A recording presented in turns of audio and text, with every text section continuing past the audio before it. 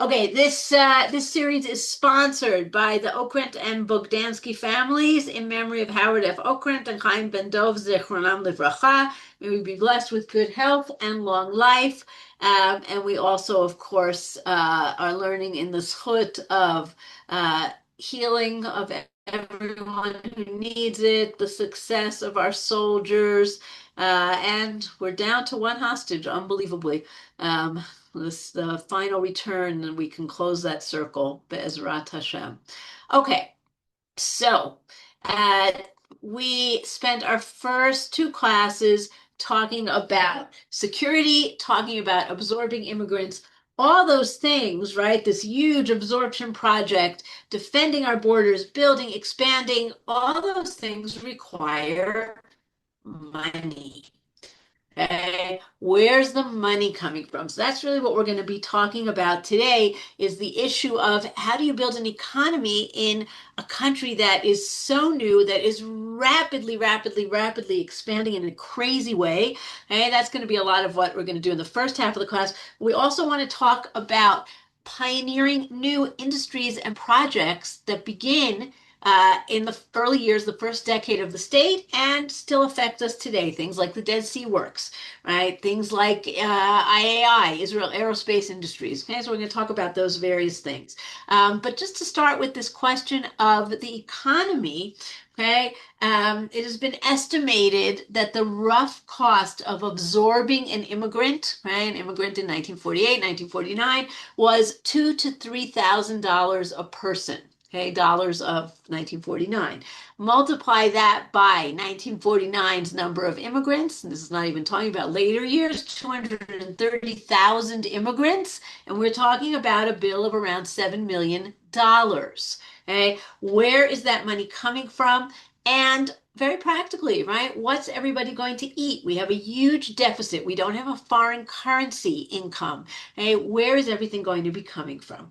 The picture that I chose here, there are a lot of amazing pictures from this time period, a lot of great archives.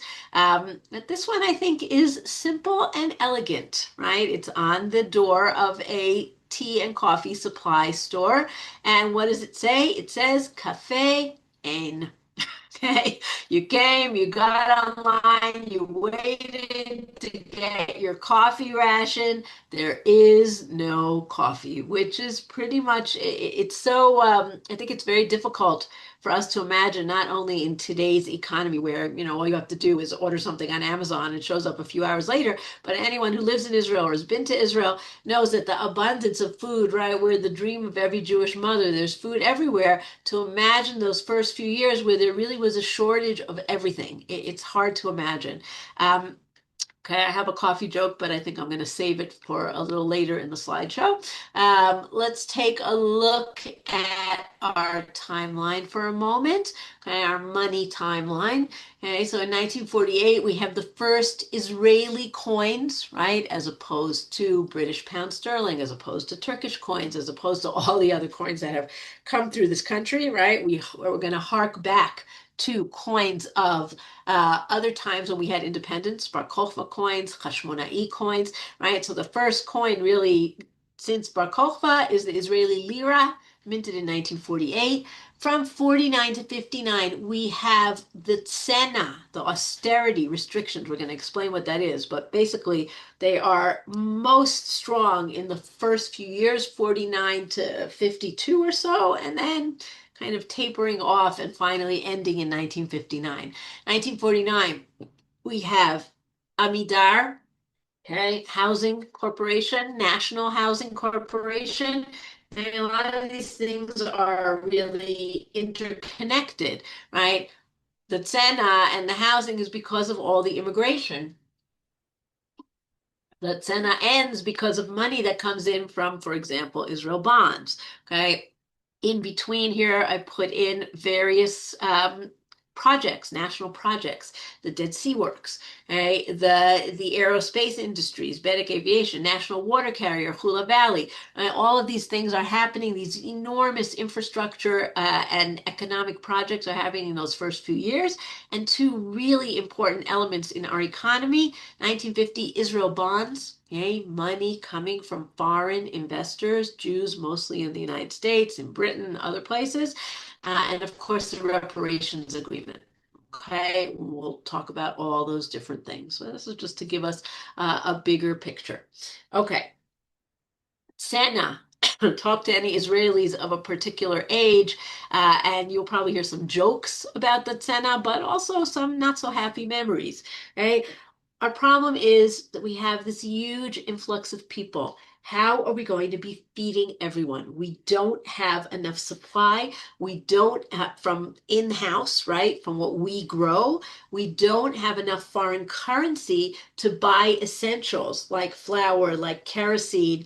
The idea is we don't want people who have more money to take all the resources and people who have less, for example, penniless immigrants, to be stuck with nothing. And so the concept is we have to regulate. The government is going to regulate everything.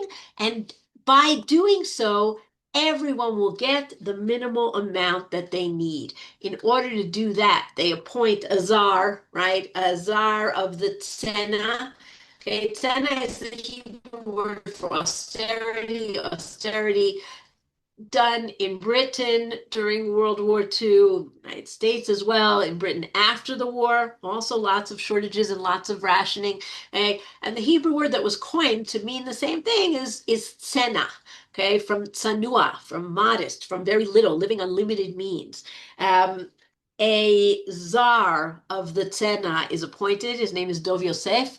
And we know about Dov Yosef from 1948, the siege on Jerusalem, when again, they're very, very, very limited uh, food and water and everything else. And Dov Yosef is in charge of rationing during the War of Independence. And so he is given this job as well. He is given a nickname. He's called Yosef HaMashbir, okay, as in Yosef, the provider of food, like Joseph of Egypt. But he's not a particularly beloved figure. And he has a very thankless job. Um, the government regulates import, export, farming, right? What people grow, production. Often they take over the production. They become both the employers and the customers, right? They cut out the middleman. They control prices. They control what you can buy, where you can buy it, and how much it's going to cost. Okay? Everybody gets ration cards or coupons, right? You could say we've got a sugar one. We've got a butter one. Okay? Everybody gets a store that is their store, and that's where you go with your coupons, with your points, and that's what you can buy from. You can't go anywhere else, right? You are given rations depending on who you are, right? The average is about 2,600 calories a day. Pregnant women got more, children women got more, right? But that's the ideal. You could go to the store in the morning, you're all set, you got your coupons, you're all ready, nothing come in. There's no vegetables, the butter is not there. Don't even think about a chicken, right? Or coffee. It's not there. And you come back in the course of the day to see if anybody's, and by the time stuff is there, this is what the line looks like. So you have these long, long lines, right? Very, very limited supplies, right? Very, very little meat or chicken. Okay, just to give you a sense, if these numbers are meaningful to North Americans, more so to people from Israel, okay, 125 grams of meat a month per person, a month. Okay, that doesn't even make a half a hamburger. Eggs. You have dried eggs, right? And there's also all kinds of campaigns, propaganda to convince you that, hey, it's great for you, right? This is a great poster. Hey, Karpulati, right? Hello, rooster, right? My rooster with the comb. Ein ben beitzat tria lebeitzat miyubeshet. There's no difference between a fresh egg and a dried egg. Ela hamechir v'haklipa. Only the price and the shell, right? I think anybody who's tried dried eggs will agree that this is not at all true. Okay. Um, but very few luxuries being coffee, tea, chocolate, right? Anything like that. All of this begins early in 1949.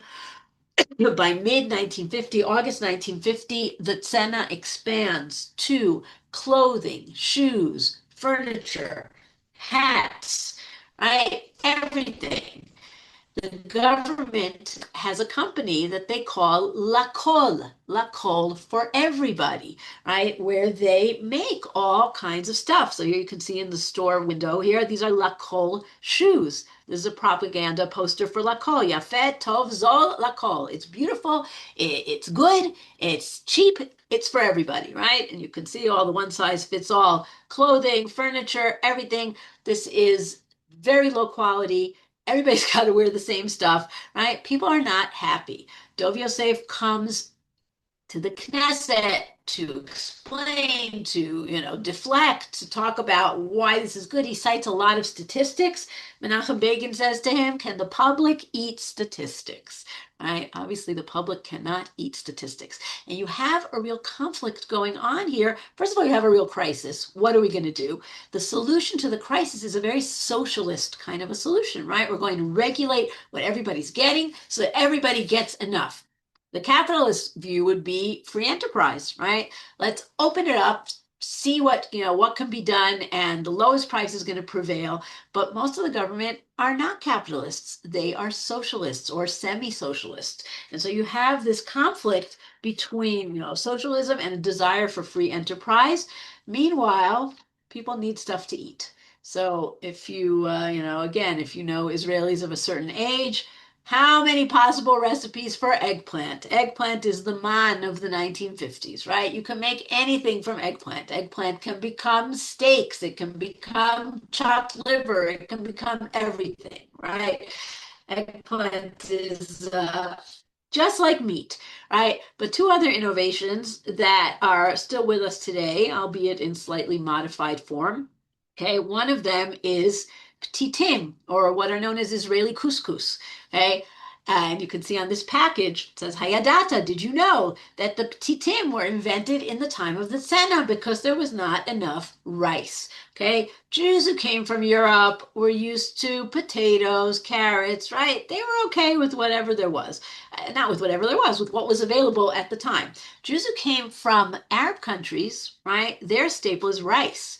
Rice had to be imported. Rice is very expensive. There is no rice. So what does Ben Gurion do? He goes to the Osem company and he says, make me something that's just like rice, but you're making it from flour. And they invent the ptitim, what's called Israeli couscous. But in the 50s, it was called Orez Ben Gurion, right? Ben Gurion's rice.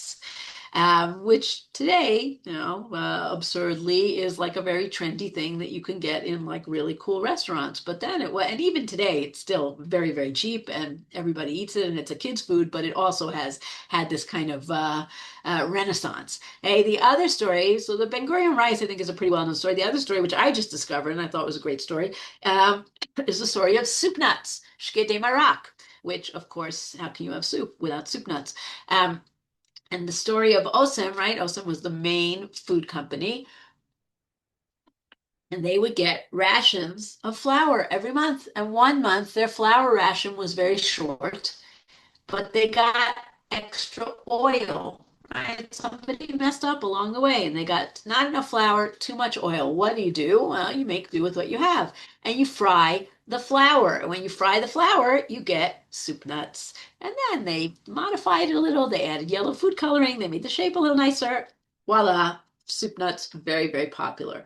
Okay. These tiny quantities, right? And the fact that you have the lines and the fact that you can't get the things that you want, all of this makes people very dissatisfied and it leads to a black market, right? Which the government tries very, very, very hard to get rid of, right? Whether it's through propaganda, right? Here's the snake לחסל את השוק השחור ולא יחסל הוא אותך. Get rid of the black market and it won't, it won't get rid of you. It won't destroy you. Okay, here's a girl in a Purim costume. The front, I didn't bring you both pictures, but the front is white and it says Hashuk HaLavan, right? The legitimate market, and the back says Hashuk HaShachor, the black market. It's got all this great stuff on it. Where does the black market stuff come from? Okay, so there are stores and there are manufacturers who are skimming stuff off the top, right? Who are saying, oh, we're selling all the sugar you gave us. Not really. They're actually putting some aside and selling it to the highest bidder. Okay, there are importers who are bringing stuff in illegally. And here's where I get my joke, which is a classic joke of the 1950s, right? A guy goes to Haifa port to pick up the shipment that he got in. He gets these two huge sacks, but along comes the inspector. So what he got in the sacks? Bird food. You know what? Bring in bird food, pets, right? And the inspector says, yeah, let me see. And he opens up one of the sacks and he smells bird food. This is coffee. This is fine, high quality coffee. What do you think? This is bird food? And the guy says, if they want, the birds will eat it. If they don't, they won't. Yirtzu yochlu, lo yirtzu lo yochlu, right? So people are bringing stuff in illegally. Immigrants are bringing things in from their native countries. Hey, Abba Hushi was the mayor of Haifa. We talked last week about the Shara Aliyah, the huge immigrant camp in Haifa. He says he went down to the area right near the camp. He sees this is an enormous open market where people are just selling. They brought in stuff from France, from Italy. People are selling it on the black market. He also gives testimony that a mashgiach kashrut, a kashrut supervisor, smuggled in pork.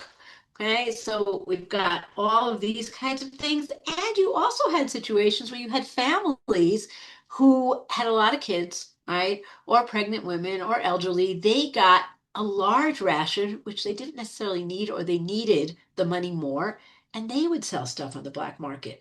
And despite all of the government's attempts to stop this, right, whether it was inspectors, whether it was appeals to virtue like these signs, whether it was jailing offenders, it can't be stopped. And eventually, what happens is that a few things happen. People are fed up and they're very angry. Okay? In 1951, there are new elections. By 1953, the pace of immigration has slowed considerably, right? We're not bringing in thousands every month. And as we're going to see in a moment, we're getting a lot of money. Not a lot of money, but enough money to kind of give a jump start to the economy, both from the United States and from West Germany. And what happens is that the Tzena, by 1953, a lot of the restrictions are relaxed. And by 1959, it's gone. So it's really those very early years. Tom Segev, who wrote a book called 1949, he writes about the legacy of those years, right, for the Israelis who lived through that and the new immigrants who lived through that. He says one legacy is this feeling of we can beat the system, right? The feeling of the consumer. I made it. I got around all the restrictions, right? Another legacy is that the government understood that it could not be truly socialist. There had to be an element of the free market. On the other hand, people did look to the government for regulation, and there are still things that are regulated, by the way, right? The price of milk is regulated, the price of bread is regulated. Little by little, fewer and fewer things are regulated, but there are still price regulations in Israel. And another thing which became a very popular trope for a very long time is that life is just better in other countries, right? And this is included in the last few years where people talked about the price of milky in Germany as a chocolate pudding as opposed to in Israel. So these are all legacies that come from this story. But as we said, a lot of the solution for the economy is money coming from the outside. But the most controversial money is reparations from Germany. Okay, very, very soon after the war is over, by 1951, okay, there are already conversations between Israel and West Germany, not East Germany under the Soviet Union, but West Germany, that really wants to re-enter the family of nations and understands that it has to do something that is going to give them, if not absolution, at least some way of coming towards the Jews. And this is very soon. Okay. Now, West Germany wants to move on. Israel desperately needs this money. However, is this right? Right? So Ben Gurion gives very impassioned speech in the Knesset early January 1957. And he says, A, we need this money, and B, he references Eliyahu and Achav, right? And he says, should the rotzchim, should the murderers also be your shiv? Should they also be the inheritors? I mean, why should we leave this property, this money that really belongs to our people? Why should we leave this for the Germans, right? People understand this, but they also feel very queasy about it. One Knesset member, Elimelech Rimalt, says his son said to him, "What price will we get for grandma and grandpa?" Right? It is horrible questions. Now, on this day, January 7th, 1957, we saw a picture of this last time. Menachem Begin holds a mass rally in Zion Square in Kikar Tzion, the center of Jerusalem, just a few blocks away from where the Knesset was then on King George Street. Massive rally, really whips the crowd up, and then people start marching towards the Knesset. They're throwing stones. Meanwhile, the police are throwing tear gas. They besiege the building. Nobody can get in or out of the Knesset. Begin comes into the Knesset to give his speech. Up until that moment, hey, this is what we're going to talk about next time. We'll talk about the people in the Knesset, the opposition, right? Menachem Begin is in the opposition. Up until that moment, he has not come into the Knesset. And he comes in and he gives, again, a very impassioned speech. Nobody could do it like Begin. And I brought you a few quotes from it. Okay, we'll just read this here. The Gentiles not only hated us, not only burned us, were not just jealous of us, but they have mainly despised us. In this generation of ours that we call the last of bondage and first of redemption, in this generation that we have been privileged to gain back our dignity, in which we emerge from slavery to freedom, you are ready for a few millions of contaminated dollars and for impure goods to deprive us of dignity that we have earned. And he goes on, and then this is the end. I will conclude my remarks with a few appeals. My first appeal is to you, Mr. Ben-Gurion. I appeal to you not as a political nemesis, as there is a deep chasm between us with no bridge, and there will be no bridge because our chasm is a bloody one. I appeal to you in this last moment as one Jew to another, a son of an orphan people, a son of a bereaved nation. Stop it. Don't do such a thing. It is an utmost abomination.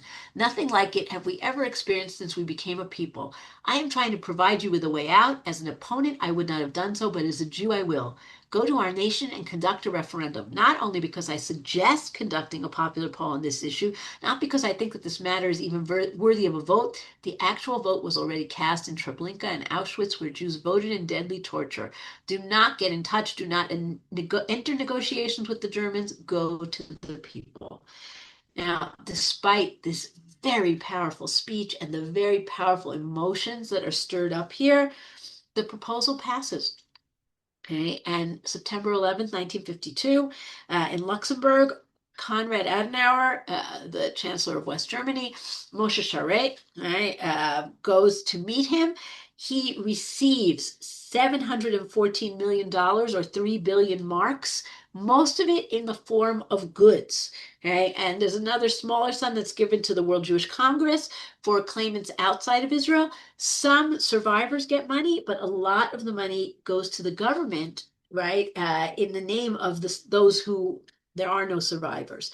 And it goes into infrastructure, okay? German goods, bringing trains, bringing equipment for farming, bringing equipment for mining, okay? Infrastructure for the port, ships, right? All these things give the economy an enormous boost. We have a huge gross national product jump, okay? We have thousands more jobs. It really pulls us out of the tzena. So the question you have to ask is, was Ben Gurion right on a practical level? 100%. This is what was enabled us to get the state that we needed.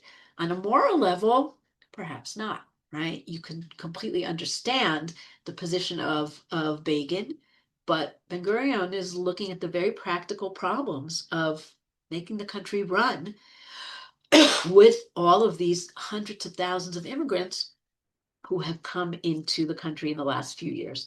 So 1952 reparations agreement, really a game changer in the story. And of course, from that moment on, we have diplomatic relations with West Germany, which eventually becomes all of Germany after the Berlin Wall falls. Germany today is one of our better allies in Europe. Irony of ironies.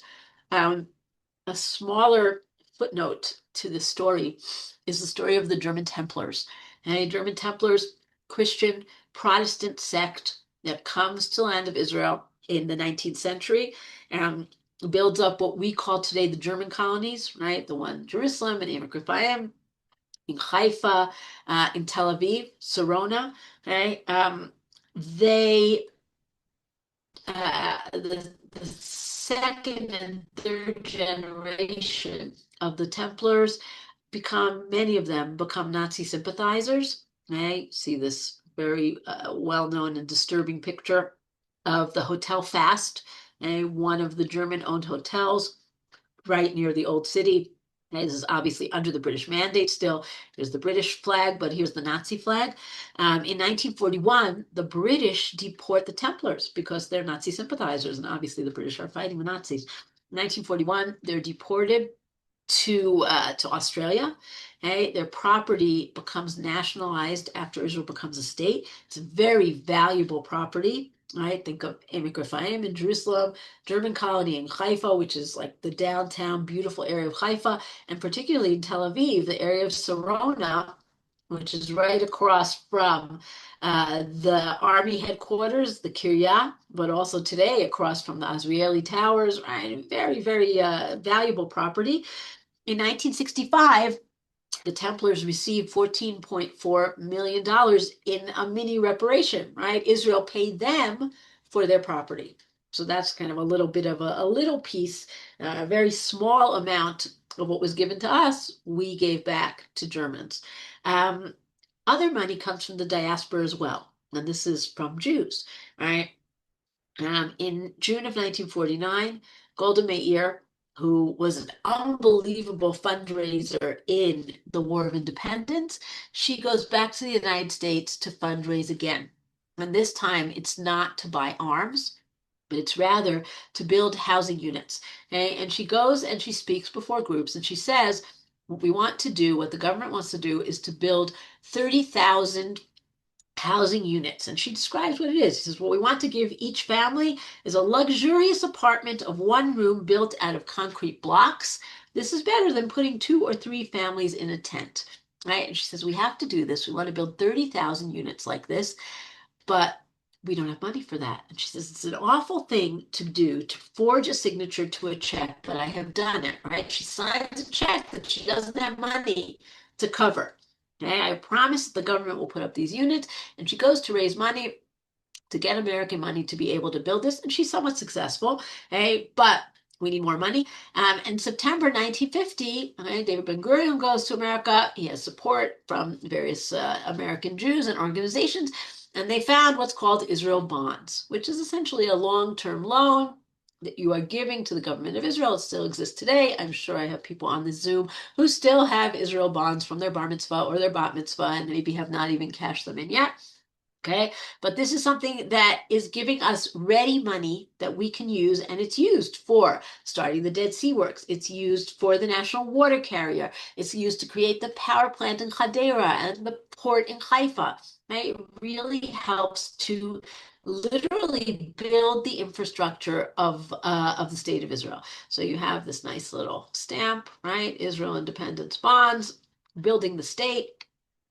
Okay, and now let's get a little into the nitty-gritty of money and where the money comes from and how it's used. So banks, right? In 1902, the Zionist movement found something called the Anglo-Palestine Bank, okay, AFEC. Anglo-Palestine sounds, to our ears today, sounds very Arab. That's not what it was. It was a Jewish bank. It was the Zionist bank. The Histadrut was nominally in charge of it, but it worked as a bank, l'chol davar, right? People could put in their money. The bank would invest the funds, private people. But when the Yishuv wanted to buy property, wanted to invest in something, this was the bank that they did it through. Okay, so you would even have checks from the Anglo-Palestine Bank. You can see over here on the bottom, Hebron from 1913. In 1947, early 1948, we already stopped using the British sterling, the British pound sterling. We'll see the coins that we use, but they are made, the bills and the coins are made by the Anglo-Palestine Bank, the earliest ones. And in 1948, the Anglo-Palestine Bank becomes Bank Leumi, which literally means the national bank. And until 1954, it is also the basically the Bank of Israel, right? The government bank. In 1954, we get the Bank of Israel, which is meant to be the government bank, and Bank Leumi becomes one of the banks, right? One of the private banks in Israel. The money is really a very interesting thing, right? We're not using the British pound anymore. What's a pound called? It's called a lira, lira sterling. So the newest coins are also called lirot, right? And you have liras eventually by the 60s, right? We don't like that name. We want to have a Jewish name, so we call it a shekel, right? Shekel, we know we have shekels from the half a shekel that you gave to the temple. You have shekels, shekel coins in Hashmona'i times. So eventually it's called a shekel, but in the beginning it's called a lira. Um, we have bills that have kind of very modern heroes with some ancient sites. So we've got David Ben Gurion, we've got the Shar HaRachamim, right? The Golden Gate around the Old City, right? We've got this Chalutza collecting her fruit, and we've got, I'm pretty sure this is Jason's tomb. Does it say? No, but I think that's what it is. Okay. The coins, on the other hand, often hark back to much older motifs. Okay. Either they're kind of made up, but semi-ancient, like they look ancient, using things like fruits of the seven species, stuff like that, or they're actually copies of ancient coins, which a lot of our coins today are as well. So, for example, we have the one Pruta coin. This is a copy of a coin of the Hasmonean king Alexander Yanai, right? Obviously, his did not have Arabic on it, okay, but it has the same symbol here. Okay? The five Pruta coin is a copy of a coin from the Bar Kokhba revolt. Okay, so and even today, right? Open up your change purse if you have Israeli money, and you'll look and you'll see a lot of the coins are coming either copies of ancient coins or using motifs from archaeology and from various things that have been found in Israel. So money has always been something that is very significant in the way it looks, right? In its symbolism.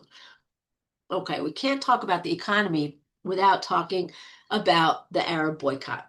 Okay, once Israel becomes a state, even slightly before, the Arab League says we are going to boycott Israel, meaning we will not buy anything from Israel, we will not sell anything to Israel. Israel cannot fly over any Arab League countries, they cannot fly to no direct flights to Arab League countries, no road or rail links.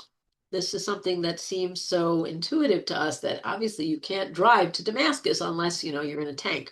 But really, before 1948, Israel is joined to all the countries around by train, by roads, right? Who knows what will happen now that we have peace in the Middle East, as long as Donald Trump says so.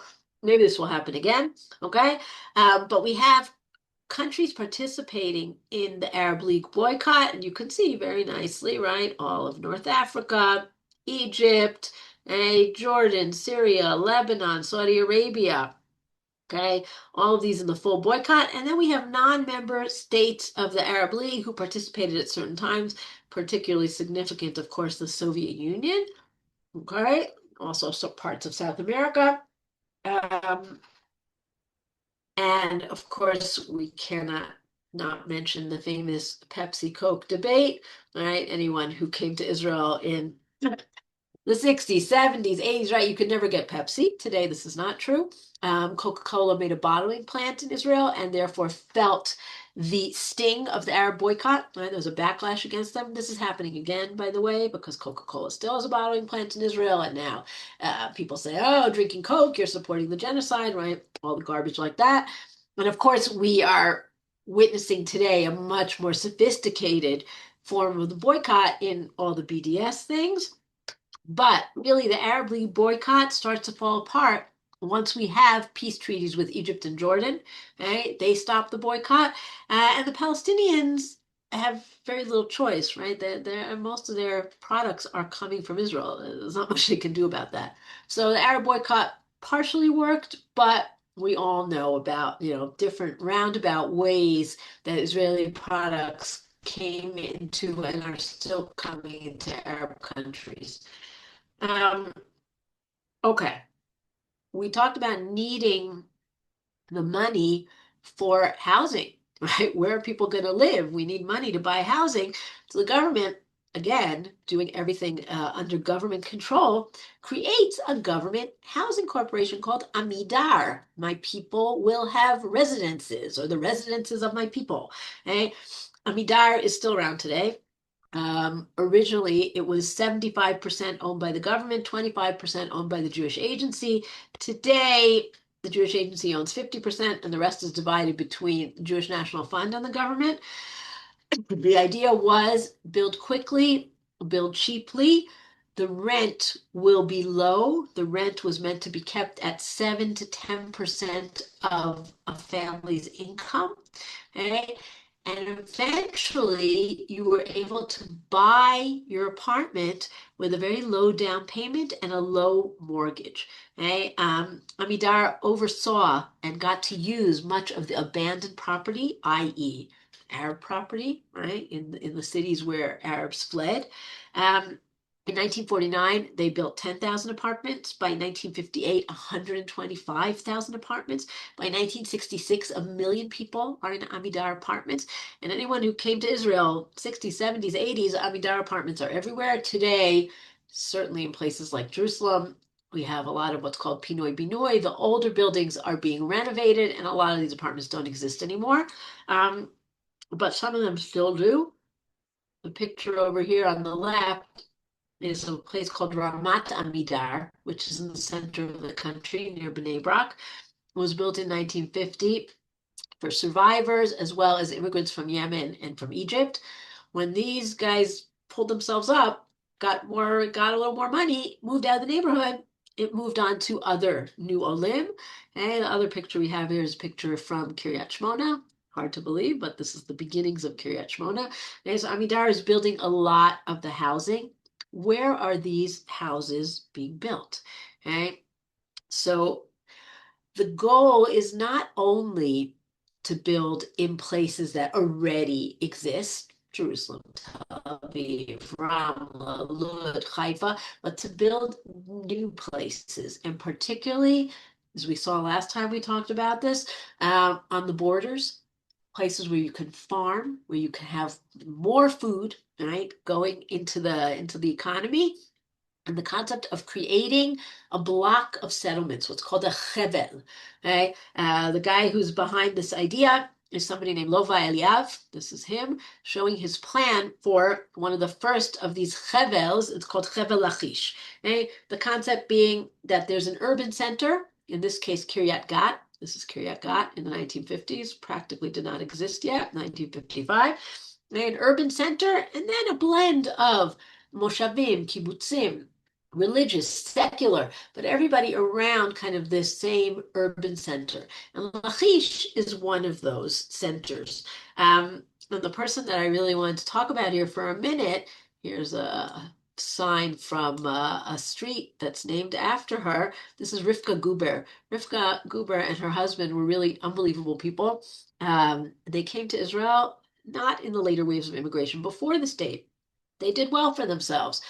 Their two sons fought in the War of Independence and were killed, and she was known as Aim Habanim, the mother of sons, because she lost both her sons. And they decided that they were going to leave their home, right? They had a nice home, give it away, become like the immigrants, move into one of these immigrant camps, into a ma'abara, so that they could educate and they could teach. And that's really what they gave their lives over to. They moved down to Chevel Lachish. They became involved in teaching new immigrants. And she writes this fascinating, personal reflection, how she was told that there's going to be this new city, which eventually we know is called Kiryat Gat, right after Gat of the Philistines. She knew it as Gata, right before they changed the name. And she said, we went to go see what it was, right? This is in the early 50s. They said they got a hand-drawn map. They left Kfar Warburg, their home, a little bit north of where this is going to be. They get out to these roads that are completely deserted and frightening, and they don't know if they're going to be set upon by bandits or terrorists. They pass the Plugot intersection, which today is one of the main intersections down near Kiryat Gat and on the way to Sderot, and they don't see anything. And they kind of get very nervous because the roads are empty. Who knows who's hiding behind bushes? She said we couldn't find it and we turned back.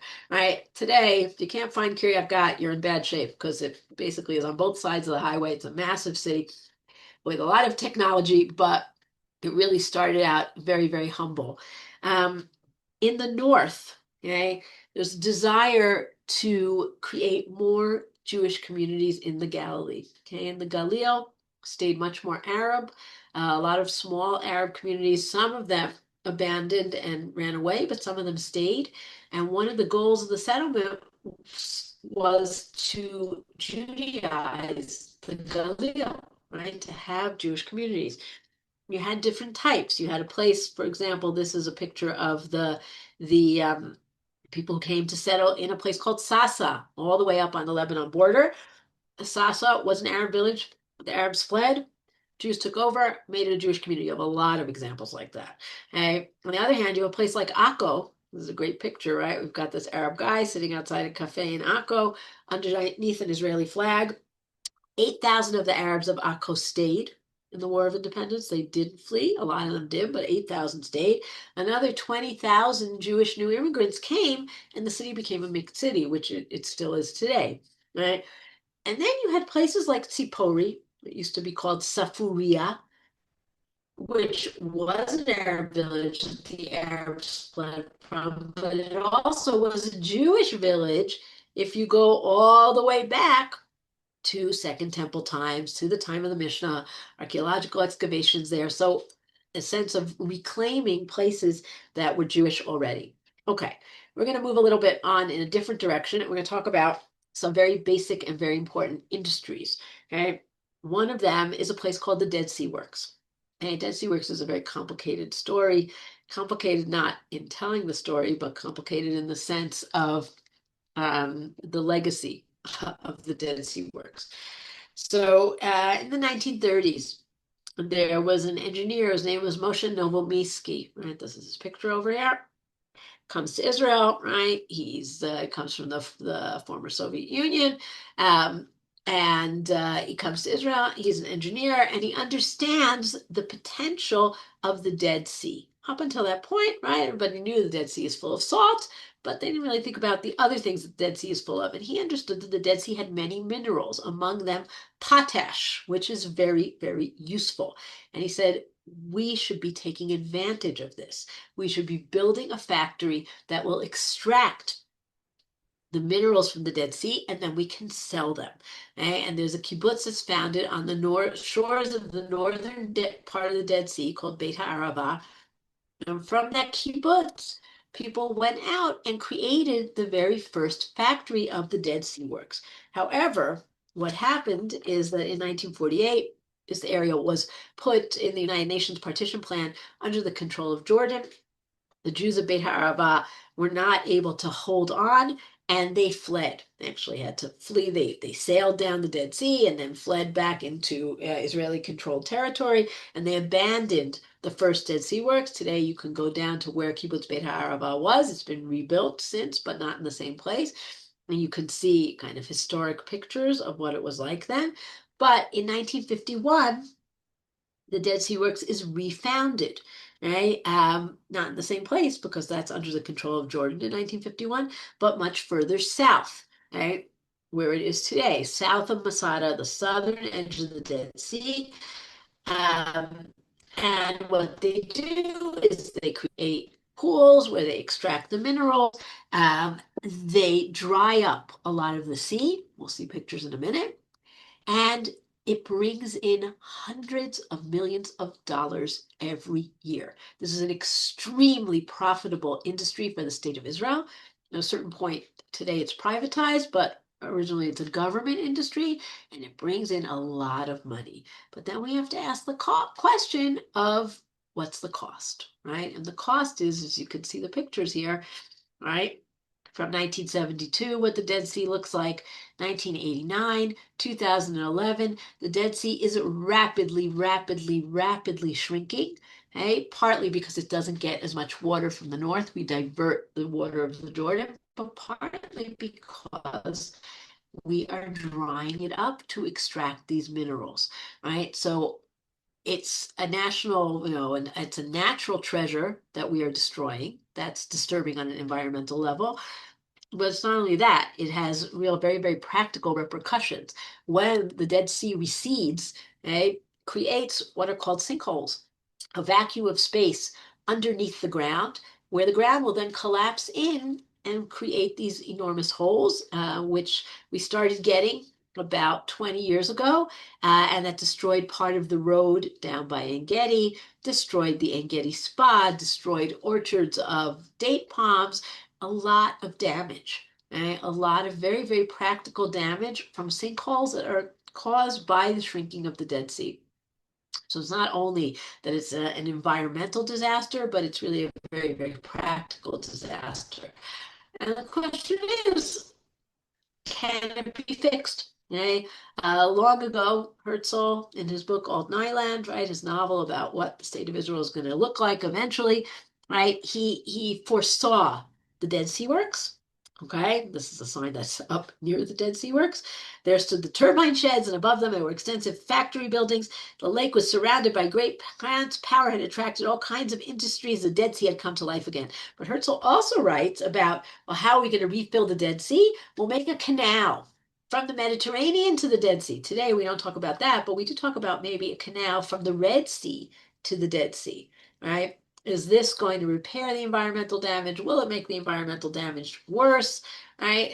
The Dead Sea Works now has a fantastic, beautiful new visitor center, which has been accused of kind of covering up the environmental disaster. Again, there's two sides. Economically, it's been amazing benefits for the state of Israel. Environmentally, rather disastrous.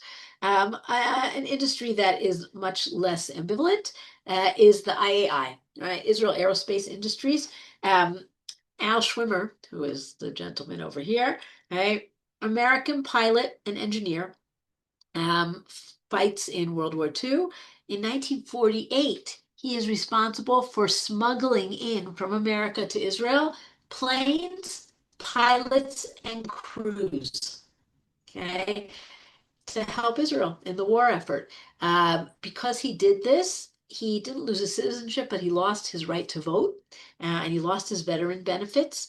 Shimon Peres comes to visit him in early 50s, and he says, "Why don't you make Aliyah and start an aircraft industry in Israel?" And he does. And he makes Aliyah in 1951. He starts in 1953. He starts something that's called Bedek, right? Bedek Te'ufa. In the beginning, it's just maintenance, but maintenance of existing planes. 1957, agreement with the French to make Fouga planes. Later on, we make our own planes, right? It's IAI, very important industry. Al Schwimmer died 2011. He really was somebody who helped to build up the state of Israel. Okay, a project that is more national than an individual. This is the national water carrier, the Movil Ha'artzi. Okay. Already in the 1940s, okay, when Israel starts to settle in the Negev, right, under the British, trying to settle the Negev and make it part of any future partition plan, the major problem is water. What are we going to do about water? And there is already the germ of an idea that we should be able to bring water from the Kinneret, right, from the Sea of Galilee to the Negev. This is beyond the capabilities of Israel of the 40s, right, pre-state Israel. It's an idea that's come up by a guy named Simcha Blas, who has a more local solution ultimately. But in the 50s and 60s, under the leadership of Levi Eshkol and the Mekorot Water Company, this actually happens. Water is taken from the Kinneret. It's pumped up by the Sapir power station. And as you can see in the map, it travels down towards the center of the country and down to the south. And this is really an amazing thing. Even today, 10% of the country's drinking water comes from the Movil Ha'artzi, taking water from a place where we have enough of it to places that don't have enough of it. This is the Eshkol Reservoir, not far from Tzipori. The water is on the way down towards the south. Again, not a project that is without controversy. All these projects are without controversy. You're changing the environment. How does that affect things? But on the other hand, you're providing water for very large populations. But with all these changes and all this upheaval, okay, there are a few crazy people, right? Crazy, I'm saying in a good way, who say, well, what about the natural resources, right? Everybody else is bulldozing ahead, literally, with bulldozers, right? We need housing, we need cities, we need roads, we need water, right? We're going to pour concrete, we're going to create a state. And there are a few people who say, but wait, what about one of the reasons that we're here is the beauty of this country, is the nature of this country, is our connections to the past, okay? And very, very little, but it's a beginning of a movement of protection, okay? Protection, learning about the country, trying to preserve the country. It starts in the mandate, where we have laws against hunting and laws protecting forests. 1953, in response to the draining of the Hula Valley that we're going to get to in a minute, the founding of the Society for the Protection of Nature in Israel, right? SPNI, Chavra Haganat Teva, by Azaria Alona Amot Zahavi. And then a few laws protecting wildlife, outlawing picking wildflowers, a huge public relation campaign about not picking wildflowers. Okay? And finally, in the 60s, we've got the nature authorities are founded, the nature reserves, right? And things start to develop. But the people who talked about this in the 50s and 60s, they were very much going against popular opinion, which was build as much as you can, as quickly as you can, house as many people as you can. One of the stories that kind of shows this is the story of the Hula, and the Hula Valley, or the Hula Lake slash swamp, is an area in the north of the country in the Galilee. It's between the heights of Ramot Naftali in the west and the Golan in the east, and there's kind of this bowl that's in the middle where water is trapped. There's a basalt ridge to the south, and there's always been water there. Josephus talks about the Hula Lake or the Hula Sea. Okay? There's always been water there, whether it was a full-fledged lake or more like a swamp. It was good for grazing. It was good for cotton, growing rice, growing papyrus. Right? You see people catching fish. But A, swamps attract mosquitoes, bring malaria. B, Israel of the 50s says, we want farmland. We need more farmland. We need more places for people to live. And therefore, we are going to drain the Hula Valley. Okay, JNF, massive project from 51 to 57, draining the valley, leaving one very small area, 1963, as the Hula Nature Reserve. Okay? And as we said, in response to doing this is the beginning of the Society for the Protection of Nature in Israel, because some people, very few people, but some people are horrified by this. What have you done? Right now, in the end, this was not a good idea. Okay, the soil was not good for farming, but more significantly, it destroyed a really unique ecosystem of fish, of birds, right, of plants that couldn't exist anywhere else. And in the 90s, some of the hula was reflooded. Right? So today you can go to two places. You can go to the Hula Valley Nature Reserve, or you can go to something called Agmon HaHula, which is the reflooded part of the valley. Plants and animals were reintroduced, and this became a massive migration hotspot. Okay, today there are 500 species of birds that come through the Hula Valley. Okay, 500 million birds every year come through the Hula Valley. So really kind of an unbelievable thing. And it shows you that certain mistakes can be reversed and perhaps should be reversed. Like we said, national parks, nature reserves, Society for the Protection of Nature, all of these things grow out of a response to this debacle in the hula. So I guess we'll conclude by saying, right, the goal was grow, absorb as much as possible. On the other hand, don't lose the beauty and the wonderful qualities of Eretz Israel that are part of the reason that we're here. Okay, so really the growth was an unbelievable thing. How we went about it was a complicated thing with some mistakes that were made, but we managed to accomplish it. Okay, let's take a look at lots of comments here. Israel, I knew I was going to have people with Israel bonds. Okay. Yes, you probably did not appreciate it when you were 13. I'm sure most people who got them did not. 57 varieties of eggplants, I'm assuming is what you mean, Ruth. Uncle Ben Gurion's rice. Good, very nice. I don't think anyone has ever made that joke before. Yeah, food packages sent in the 50s. That's another interesting thing, right? That was another way that you could get things that you just couldn't get here. And you would get these food packages from abroad, right? Food, clothing, my father's winter coat from the US Army, great. The taxi drivers had Mercedes-Benz, yeah, because it was coming from Germany. Exactly. That's your Uncle Joe Schwartz to the left of Ben Gurion? Wow, Ruth, Yeah. in the Israel Bonds picture? Yeah, it makes a lot of sense. That's my great uncle. But he, That's really cool. yeah. Wait, let's go back. Let's see him again. Hold on. Now we got to see him. All right, where is he? Where is he? Israel Bonds, Israel Bonds. Let's get to you. Israel Bonds. Oh, no, no, no. Sorry. Not to make anybody dizzy. Israel Bonds. Which one? You just Uh, had it. You there it is. That's Just it. had it. I know. Yeah. I'm looking at which person. To the Oh, left of Ben to the Gurion. left. Yeah. The guy who's looking at him kind of curiously. Yeah. That's great. Thank you. That's really cool. All right. What other comments do we have here? Yeah, that's very nice. Wow, wow, wow. Serona, yeah. Well, Serona was meant to be preserved, partly is, but yes. Shekel Hadash, that's a whole other story, right? We're not talking about the 80s and the inflation, et cetera, et cetera.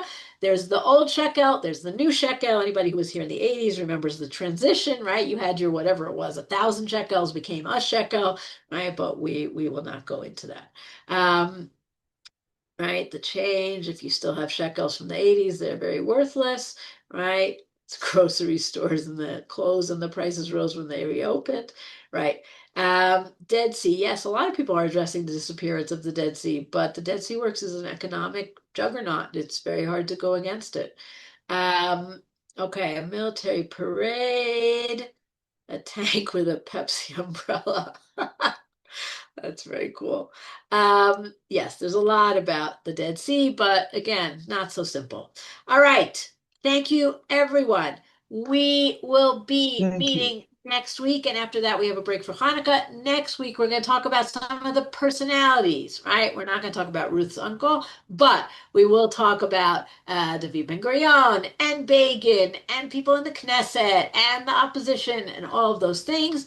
Thank you, everybody. Shabbat Shalom. Shabbat shalom and thank you. Thank you.